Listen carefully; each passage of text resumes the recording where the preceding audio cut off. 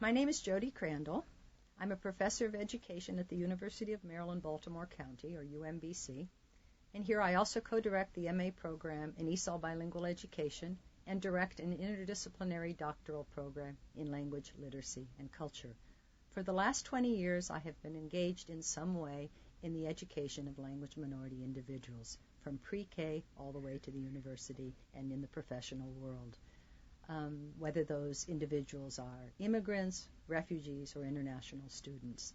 And what I want to do today is talk a little bit about the changing demographics of our schools and the challenges that this represents for both teachers and teacher educators, to describe briefly some of the approaches that schools have taken to meet this challenge, then to talk a little bit about what teacher educators need to know and be able to do to help future and current teachers in this effort, and finally, to describe some innovative approaches that universities are using in this regard.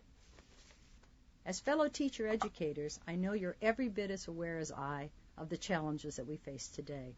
In an era of standards, of accountability, of mad swings from basics to critical and creative thinking and back again, from phonics to whole language and back to phonics, all in an era in which teachers are expected to take on more and more of the responsibilities that are traditionally expected of parents and families and communities, and in an era of restricted resources, and perhaps from my perspective, most important of all, of ever-increasing diversity.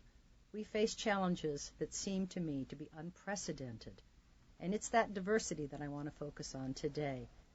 Now, the U.S. schools have always been diverse, but never so much as today. As Jean Garcia has put it, our schools and teachers and teacher educators are presented today with a new scenario. Let me remind you of the changing demographics. Today, 1 out of every 15 Americans was born outside the United States. 1 in 7 children in U.S. schools comes from a home in which a language other than English is spoken, and 1 in 3 is a member of a racial or ethnic minority. Although this rich diversity presents a great resource to the United States, it also presents real challenges to teachers at all levels and to teacher educators. Between 1985 and 1995, the language minority student population more than doubled, growing from 1.5 to at least 3.1 million. And the statistics are debatable, but it's certainly no less than 3.1 million. Whereas the school-age population in general grew only 4% in that decade, the percentage of English language learners, or what have been called in the past limited English proficient students or limited English speaking students, but I'm going to call them English language learners, rose by 50%. The school-age population grew 4%. In that growth, 50% of those were English language learners.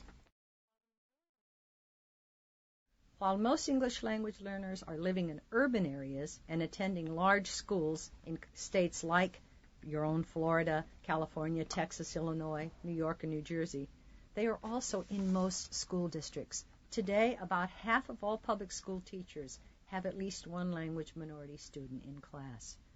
Latino students represent the fastest growing minority. They already have surpassed African American students as the largest minority in our schools. That's close to 25% of the school-age population.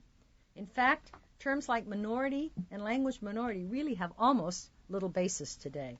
We are fast becoming that mosaic, that pluralist society of languages, cultures, races, ethnicities. What complicates this is that the nature of that linguistic and cultural diversity is constantly changing. So if you think back the last 15 or 20 years, the schools first had large influxes of immigrants and refugees from Southeast Asia, then from Eastern and Central Europe, from Haiti and Cuba over a long period of time, as well as from Central America. And today, they are just as likely to be from Somalia, from Iraq, from Bosnia, from one never knows. Wherever there's political upheaval, we're likely to get students very soon thereafter from that part of the world. We can assume then that this diversity is constantly becoming even more diverse. But it's not just racial, it's not just ethnic, nor is it linguistic. Students arrive in U.S. schools with very different degrees of prior education, with different degrees of literacy, with different expectations about what's appropriate behavior for children in schools, what's appropriate behavior for teachers, what education really is.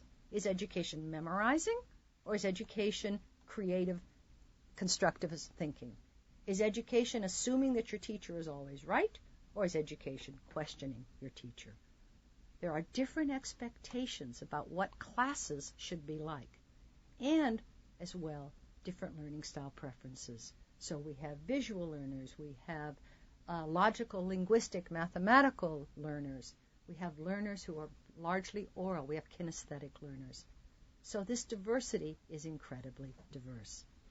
An increasing number of our students come with little or no prior schooling or literacy.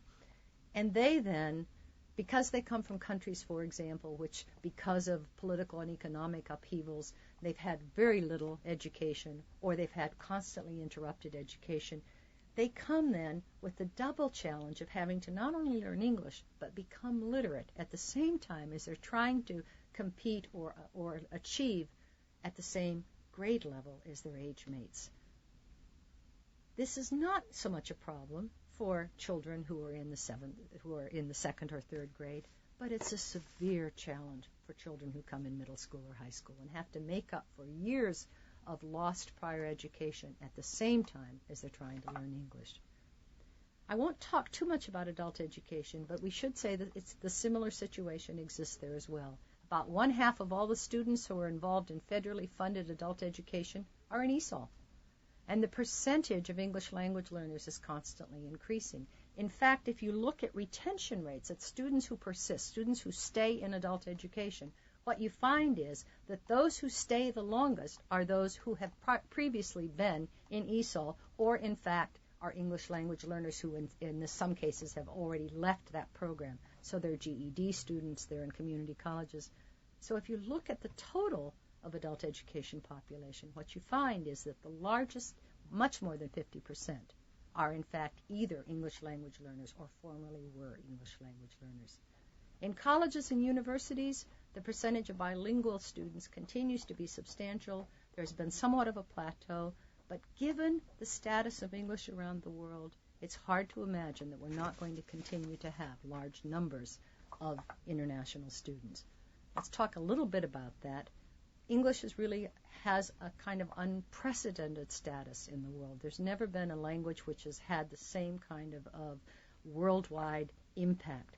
I'm not suggesting there's anything about English for that to be the case. In fact, I would suspect, as many other people have, that by the year about 2050, that there could well be 5 world languages who all have this kind of incredible impact, among them being Spanish, Chinese, Hindi, Arabic. But today, English is the language of international commerce, of communication, of the travel industry, of information exchange, of science and technology. It's the language of medicine. Increasingly, countries around the world are introducing English earlier and earlier into their curricula. I'm not sure that's a good idea, but nonetheless it's happening. So we have, for example, in countries like Oman or the United Arab Emirates, children begin studying English in 1st grade. In countries like Korea, they begin in 3rd grade. And this is a pattern throughout the world. We also have a proliferation of what are called bilingual schools around the world, and what many cases that really means is they're schools in which children have an opportunity to learn through English while they maintain their own language. This is very popular in Latin America, in Asia, and of course in the Arab world. And there's a growing practice around the world in the universities of using English as a medium of instruction for at least the textbooks, if not in fact for the actual teaching. Thus, if someone is going to study medicine in many parts of the world, the textbooks will be in English. The discussion in class may be in the local language, but increasingly the expectation is that the students will be able to function through English medium classrooms. And thus we have a situation in which we can assume that in the United States, which may have the premier graduate education, at least in the world, that we will have large numbers of international students coming for our graduate education.